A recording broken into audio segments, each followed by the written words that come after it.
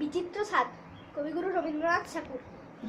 আমি যখন পাঠশালাতে যাই, আমাদের এই বাড়ির গলি দিয়ে 10টা বেলায় রোজ দেখতে পাই ফেরিওয়ালা যাচ্ছে ফেরি নিয়ে।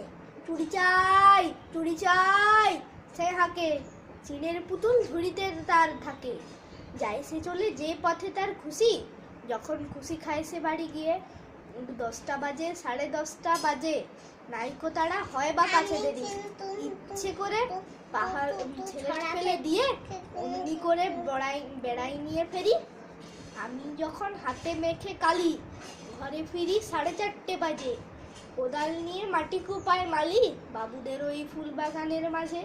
কেউ তো তারে মানা নাহি করে, কোদাল পাছে পড়ে পায়ের পরে, গায়ে মাথায় লাগছে কত ধুলো, কেউ তো এসে বকে না তার কাজে।